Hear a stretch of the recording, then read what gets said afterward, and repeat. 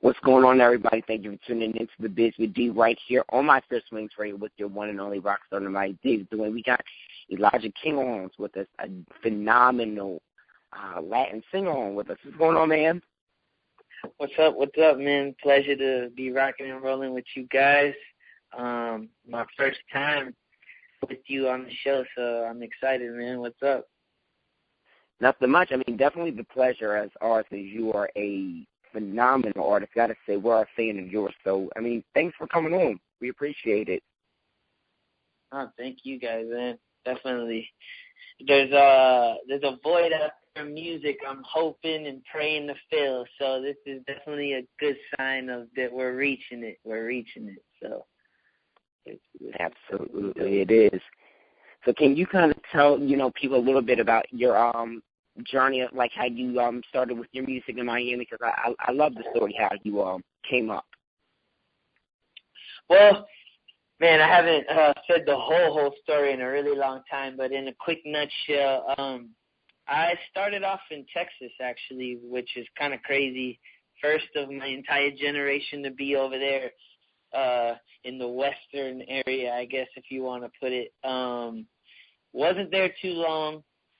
Music had always been deep down in my heart. I was going to school for a couple of years in San Antonio and obviously not pursuing my dreams yet. And I had the itch and the urge, and I'm like, I'm out of here. So after 2 years of studying, came to Florida, was studying in Tampa for about a year.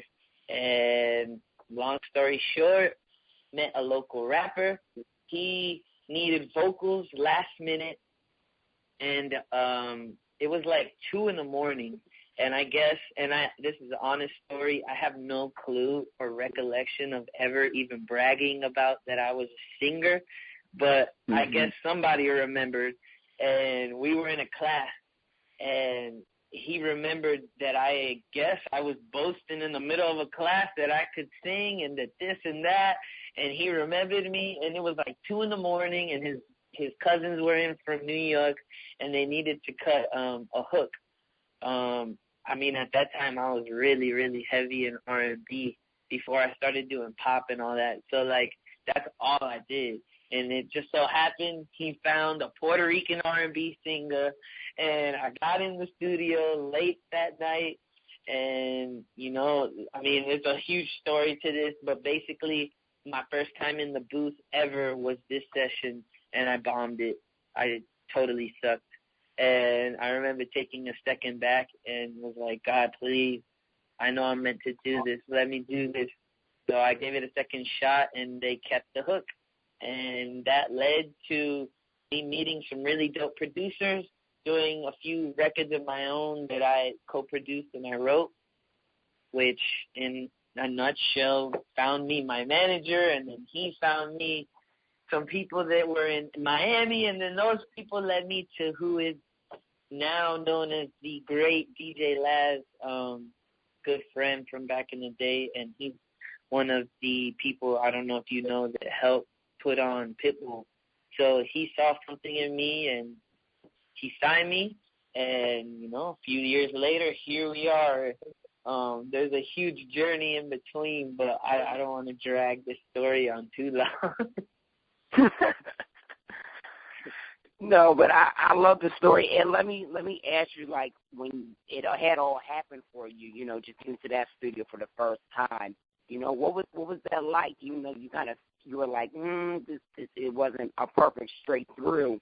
I mean, what did you learn? So I kind of cut the story short, so I guess I gotta get a little more descriptive. I mean, the first school I went with, I thought I was going to do something more hands-on, and not once did I ever get to even pick up a mic. That's why I was so unhappy, so I left. The next school I went to, it was an art school, and it was all hands-on. So that was like my first time even knowing or even understanding or even seeing anything remotely near what is being in the studio, yada, yada, yada. And so, like, when they called me to come cut these vocals, I hadn't even graduated to that yet. So I hadn't even walked into the studio. There was a Studio A and Studio B at the school, and I remember that was like the untouched territory. Like everyone that was on the class was forbidden. So like when I showed up and had to cut in that studio that night, I was already taking a dump because I was going into this like unknown territory, and like I don't know if you understand what I'm saying, but like I was so scared, bro. I was so scared. I don't know how else to explain it. I was young. It was my first time. I was freaked out, and I mean, this is just so you kind of can laugh at me a little bit. The engineer was one of the biggest, scariest, brolic black dudes I had ever seen in my life. And everyone else in the room looked like they were in a 50 Cent video. So I was freaking out. Wow. Light-skinned pretty boy, talking too much, talking too fast. You know, like, nobody knew who I was. I had no credentials with these guys, so I was kind of like, oh, man, this is just an uncomfortable thing the whole way through. And so, like, that's why when I bombed first take, I was like, I don't even know how to explain how bad that feeling was. My whole demeanor was just kind of like shocked. It was probably like seeing a ghost. I wouldn't really know how else to put that, but I honestly remember it like it was yesterday, and I'll never forget. The booth was dark, and where I was standing to record, you could see my face. When I stood back, you couldn't see me anymore because it was too dark in the booth, and I remember closing my eyes and saying a prayer. I was just like, God, I know this is what I'm meant to do, and I don't know what the hell I'm doing. I've never even done this before, but please use me. And I'll never forget, man, when I cut that vocal right after that, that dude that looked like he could pick me up like a basketball and ran me through the window, that same guy was like, yo, his voice is like an angel. And, like, that changed my life. I'll never forget that. That memory always stuck with me. I'll never forget. That was something special for me. Thought I'd say it. I know that's right. And that's incredible, too. Now, I've got to, ask you, when you write your music and stuff like that, and, what inspires, the records, and how's the overall feeling in the studio when you're laying down the track for you? Because, I mean, your stuff is hot. I appreciate it, man. I truly do. And, everybody has rules, I guess. There's always like a formula or a format. And then, I mean, this is the industry we live in. This is not just music, but entertainment. It's a really dog-eat-dog world. It's tough. And there's a lot of competition out there. So when you always kind of got to fit these guidelines, there's moments when, as a creator, it gets hard to kind of spread your wings. And, when I first started, that was something I struggled with. And it just seems like these last 2 years, I've walked into a whole new zone, and I kind of tossed out all the rules. I stopped caring what everybody thought. I stopped caring what everybody's opinion was. And I kind of just went back to the nitty-gritty, to the basics, and was like, yeah, I'm just going to do something that excites me, that I love, that I feel. And honestly, when I started doing that, that's when I started learning how to really make music. And honestly, all it is a vibe, bro. It's crazy. There's days I walk in the studio and I could freestyle a whole record in 5 minutes. There's other days when it might take me 5 hours to write one verse. And then there's other days which, they're rare, but they do happen that sometimes it takes a week to do a record. You never know. That's how I am. Special case. That what? I'm sorry? No, I'm saying I'm the exact same way because I do music as well. I write songs. Awesome. So I'm the exact same way. Either it's that one chance you knock that thing out in 5 to 15 minutes, or, you're taking a little bit into a couple of days or maybe even a week to complete it. It's crazy, man. Like, I guess because of the times with all the rules and all that I used to kind of be bound by. I mean, granted, let's not be stupid. This is a business, you know what I mean? So there is a guideline we got to stick with at the end of the day. There is a formula that when they say don't reinvent the wheel or don't break what, or how does it go? Don't try to fix what ain't broke or whatever. Don't try to fix what's not already broke. Right. So, I mean, I don't know. That kind of puts restraints because it's a business. You want to do that, but then at the same token, it's like, where's the balance? And I think I had my fun time already. You know, like I had my hippie couple months of like going off into La La Land, and now I'm back. And you know, you're like, okay, that was fun. But I get it. Like, there needs to be balance. And when I put that together, man, it's like, it's a beautiful thing because you know how to work, but yet still enjoy and have that fun. Did I totally get sidetracked? I'm so sorry. I'm so ADD. Oh no, you good. I'm the exact same way. But I like you know, I like hearing these type of things. I like the fact that, you know, you really you get in depth with, you know, explaining, you know, the recording processes. There's a lot of people that just go ahead and do it. There's really no feeling. There's really no process. People just go ahead and do it. And it's like, well, do you at least get inspired? Yeah. And they're like, no, I just kind of go ahead and do it. I'm like, okay, well, it's not right here. Shit. I mean, granted, you know, okay, since you write, you'll totally understand. Like, did you as a kid, I mean, we didn't know what the hell we were doing. We didn't know what we were doing. There's no way we knew. But, man, it was so raw and so pure. Like, it's crazy, and honestly, this is totally ironically enough, but right before we got on the line, I was listening to a song. I don't even know how. I stumbled upon this record I recorded off a laptop, like, I want to say 8 years ago. And even then, that's not you know, like, when you're a kid, it's even more raw, man. There's no comparison. But even the sound of what I was saying in those 8 years ago, it's like, it's crazy, bro. The things that you kind of just pour out of your heart. There was no rules. You could totally tell. Nothing made sense, but it was so real. And it was just like, that feeling is kind of something I tapped into again. And honestly, ever since that moment hit, I swear to you, it almost feels like every record feels like a hit. And I know as a creator, every single thing is always going to be a hit, bro. Everything we do is a hit because we love it. We put our hearts into it, and it's always going to be our best. At least me, that's what I do. That's how I do. Everything is always going to be my best.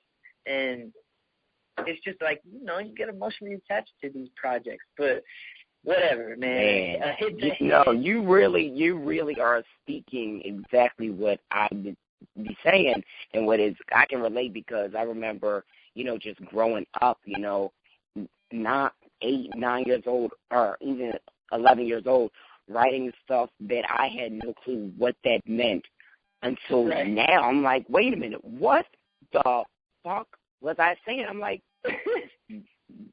dude, what? It's so real and it's raw, man, and like, it's crazy because I don't know, man. If we can all just creatively go back to that place and always just like, I mean, granted, we'll always stray. That's the life. But if we can always remember and know how to always somehow hone into that and come back, dude, that's me, man. And you can make some beautiful things if you could find that, you know. So, I mean, I hope and wish and pray that everyone out there can experience that one day. Cause, okay, I know what I was gonna say earlier. You see how ADD I am? I just came back in a circle. Good. You see? And then it leaves me again. Holy crap, bro. I'm the exact same way. It'll come back. It'll come back. It will. So I've got to ask you about the record, The Way You Move. I mean, it's definitely a hot record. Tell everybody about that record who may not have heard it. Tell them about it. Well, I mean, that record, it honestly was all vibes. I remember being And, like, I don't even know. Who knows? I was probably even a little twisted. It was a late night. There was nothing going on. I remember, and this is when times were not as good as they are now. Because I got to admit, things got really good kind of fast. Like, I've been grinding for years, man. But, you know, financially, it's like, it's a lot of hurry up and wait. You put in that work, but there's no, like, immediate financial benefit for a while. But when it's there, it's there. And if you know how to be consistent, manage your money, you'll be all right. Like, if you can make it in this industry, you're going to be all right. But anyway, now I really got to stop getting sidetracked. It's all that coffee. Oh, no, you're good. It's really all that coffee. See, they're over here laughing at me. No more coffee. Everybody's over here laughing at me. Okay, Joe, stop, go. Don't do it. Sorry about that, man. Good. I'm going to have to lock everyone up. Oh, man, they're going to make fun of me for this. Way You Move came together. I'm so sorry. Way You Move came together. Honestly, it was all vibe. It was just, I was feeling good, and I went in there, and I freestyled. I actually had a friend here with me. It's a guitar player. He was messing around, and he did something, and he never could go back. He never could play it again. I don't know why, but he just couldn't get it. And I started humming the melody, and all of a sudden I'm like, sexy guy, another way, oh. And I kind of just mumbled it till every word kind of came out, and that song truly manifested itself. That was all vibe. I didn't try at all in that record. It all just felt good. The whole way through, it was a vibe. I know that's right. And with a lot of your records, do you just feel the vibe of it and just kind of go on with what you feel from within, or how is it? You know what? Is it always different? It is. I mean, I remember even you saying something earlier about the vibe. It's like, I don't know, the 5-minute days, they're one way, and then the 5-hour days, they're another way. And boom, like a circle, it comes back. That feeling you get when you're writing a song. You know that feeling that, like, there's those certain records, dude. I like, this is something I can't explain, but, like, I know it now. I know how to see it and feel it already, and it's like this tingle. And dude, it's the most amazing feeling. But every time I get that tingle, I know I'm about to write a smash. And then not once has it failed me. But it's that creates those songs. It's that creates all of this and does all of this. It's that feeling, dude. It's that tickle inside that makes your heart kind of like, it's this joy and this whole flood of goodness that hits you like a train, dude. There's no words for that. But when you feel it, that's when it all happens. I know that's right. I definitely can relate, and I kind of felt that same way. Just listening to the record, like I felt the vibe of that. I'm just like, yeah, this is it. Like, this is totally it. I appreciate it, man. And you know, there's other records we got. Way You Move, we're pushing that now. That's kind of, in fact, I'm lying. We're not even pushing that. I wanted to give that to my people, to the fans, whoever's out there with a void for some more from Elijah King. That's basically why I did that. I shot a video for it. I haven't even released it yet because there's actually something, I can't let so much of the cat out the bag, but I got something special planned for everybody with a nice website release, a new single, the whole nine. Okay. And we're also going to launch that video as part of that. But I just wanted to give that to everybody, man, and I just wanted to share something that felt good, and I wanted everyone to feel good with me. And that's honestly the only purpose of that song. I mean, dude, there's so many records I do that go wasted because, and not even wasted because the moments are always awesome, but it's just like there's so much I would love to show everyone, but I know that I can't, and that drives me crazy. It totally drives me crazy. I know the feeling, and you know what? I'm sure we'll probably get to hear those records, and I was just I tell you another record, the music video I was watching, Ooh La La. I was watching that, and that video was so phenomenal. It's got a lot. It's got, over 100,000 views on YouTube. Tell everybody about that video and that single, because that's a great one that you got out. Well, see, right now, that was kind of another one of those that I gave away. That's how that whole thing started. Ever since Ooh La La La, right around that time, I was kind of like, dude, we got to give stuff to the people. Like, it can't always be about a buck. It can't always be about the money, man. Like, we just got to give them this stuff. It feels this good. If I feel this good, there has to be somebody else that feels this good when they hear it. And that song was another vibe song, and we were kind of like, dude, true story. We shot that in probably 10 minutes, 15 minutes, the video. Wow. And it was a team I recently, and we were just launching the song to iTunes, whatever. There was no promotion or anything behind it. There was a song I did for a well-known Venezuelan group. Their name is Grupo Treo. They had actually a single out just a year and a half ago called Te Gusta. I was lucky enough to produce and write that. We were top 20 airplay for a year and a half on the Latin charts, and that was a total success. And with them, while all that was going on, I'm kind of like, yo, I'm here nonstop doing all this promotion, all this and that for you guys. I got to get something to my people. So that kind of got thrown together real quick for everybody out there. The video itself was like spur of the moment. I actually was moving, and I have a story for everything. I was moving out of the building we used to live in, and the guy that lived in front of me just so happened to be like some paparazzi guy, and he had offered a week prior to that to do anything I ever needed as far as video. Granted, people always are going to offer services. At the end of the day, people are always hustling and trying to, get business. But I'm like, whatever, I didn't take it serious. And then that day came, and we were about to leave to Venezuela to shoot the video and this and that. And I'm like, dude, I got to do something before I leave. This has to go out with a video. So I knocked on his door. He's like, yeah, sure. Shot it in like 10, 15 minutes. And by the next day, the video was up. And actually the first video I had actually co-directed, produced, or however you want to call it. So that was kind of like my first project on the video side too. So there's like a whole bunch of stories to go with that one. But yeah, that's pretty much it. Man, and if you would look at it, you wouldn't think that this was something that was done so rather quickly. I just like the fact that, you just, the way that you roll out your stuff, like, it works out for you, because a lot of people aren't able to say, you know what, I'm going to shoot this video today, and I'm going to put it out tomorrow. I'm going to write this song, and it's going to come out tomorrow, and it's going to, like, no, not a lot of people can do it, and you've managed to do such.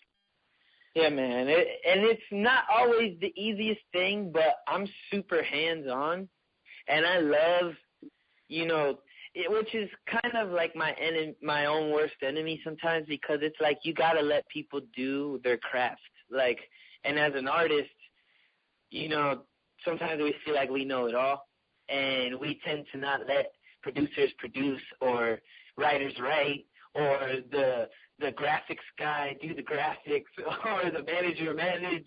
It's like I'm that type of person. I just kind of micromanage everything, and I've actually been learning lately how to let people do their job. So I bet my team's hearing this right now and is like screaming and clapping. But it's just one of those things, and you gotta let people do what they do, man. You gotta trust them. So that was one of those things, and we just let him do what he do. Exactly. So now, are you working on an EP or album right now? What kind of project you working on? Yes, we do. What's crazy enough, I've in these last about 4 years, we've done so much. We've covered a lot of ground, man. Not even 2 years ago, we were on tour in Europe for 9 months, like, and that was just off the strength of our viral stuff. So, like, that was dope. And, you know, now we finally, I have never released an album in all this time. Everything we've accomplished, not once in my career have I released an album. And as an artist, that drives you mad. So I'm actually proud to say I'm putting together my first album. It's almost done. Everything in it is custom and raw and brand new, organic. It's a lot of things that came out of my own brain. I'm producing the majority of the album. I'm lucky enough to say that when I did I'm not sure if you know, I wrote the World Cup for Ricky Martin this past Cup. I did. And I love that record. Thank you so much, man. That was, once again, a vibe song, if you can't tell in the feeling of it. And, you know, I got to work with Salaam Remi, and that was an experience and a half. And luckily, I don't want to say too much, but that may have hint opened some doors for him to get in on the album. I'm working with some other people now. I can't say so much because I got so much stuff tied with the other. I don't want to blow any surprises, but I've also been lucky enough to work with other artists for them, their albums as well. I'm actually working on a couple new projects now. And, you know, I don't want to favorite any of the artists because they're all dope and they all sound great and all the songs are great. But there is this one special artist I got the chance to work on actually almost half of her project. It's a Latin project. Her name's Dwena. She had a #1 this past year over in South America. And with that whole movement, she was able to get a major deal in the U.S. And I was lucky enough to be one of the first to put my hands on that. So that's kind of going to be like my little Shakira secret weapon. So be on the lookout for her. That's an all-Spanish project, but, dude, the sounds are crazy. And I wouldn't doubt if some of her stuff crosses over because it's just so different that it's like, yeah, she's speaking in Spanish, but the way we just did everything is just so, I guess it's got like such an exotic feel. You almost can't categorize it as, oh, yeah, that's Spanish music, because it just feels so different and so good that it's kind of like you see past the language and you just feel the vibe, dude. And I tried it a few days ago, actually, in a crowd full of people that did not know Spanish, and we got everybody turning up. So I think we're going to do all right over there. Man, that's going to be dope. That really is the fact that you're doing these great things and working. And, like, I got to ask you, working with Salaam Remi and Ricky Martin like that, how was that? Like, those are, like, guys that have been doing their thing. They getting the job done. How was it working with them? Well, Ricky alone, that was massive. I mean, Ricky Martin is an internationally known artist. This guy globally has left a stamp, a history. I mean, bro, I don't want to sell the man short. He's accomplished so much that so many of us would only dream to do. And it was such an honor to even be in the same room. Honestly, Ricky Martin has got such a big heart and such a good soul. Like, he's a really great dude, really down to earth. Totally didn't expect to hit it off the way we did, but there was uber chemistry in there, and I wouldn't doubt if he and I got in the studio again, we would totally make another hit, man. He is very talented, bro. Salaam Remi, sick. I actually learned a bunch of new tricks in the studio because of him. I got to get hands-on some things I never did before. You know, I got to learn a few things in the recording process that I also didn't know. And, you know, it was dope, man, spending the time that I got to spend with them throughout the recording, not only of the song, but also the production of the TV reality series they had put together for Crackle. And, you know, it was like having a mentorship for a week, 2-3 weeks. man. I mean, I got to sit with these guys numerous times, and, you know, I feel like I got two big brothers in the game. So I'm definitely excited to say that I had the privilege of working with both of them. You know, they'll be rooting me on in the future, too, and I'm doing my thing. So, you know, one big happy family, man. That was definitely one for the books. Definitely. So, Elijah, thanks so much for coming on the show, man. I definitely appreciate you for coming on in this interview. It's definitely a dope chatting with you and finding a little bit more about you, a little bit more than I even know. Appreciate it. No, man, thank you guys, and definitely want to catch up again soon. Be on the lookout for that new single. As soon as we got it, I promise I'm a huge priority on the list, man. I appreciate you guys looking out and looking for me. Definitely go to all my sites, all my plugs. It's at Elijah King Music, and my YouTube is Elijah King TV. But, yeah, man, we're pretty easy to find around here. Definitely look for us, follow us, show us love, comment us, message us. I write you back myself. Yes, it's me. So, you know, hit me up, man. Show me some love. I'll show it right back. I'm definitely excited to say we will be on the road soon. So be on the lookout for that, too. Okay. Well, you definitely got to let me know when you're in Philadelphia and New York. I'll come to the show. No, most definitely. In fact, I think we'll be in New York next month, so definitely follow the social media, bro. Or actually, you and I, we'll chat it up. But to the rest of the world, we love you.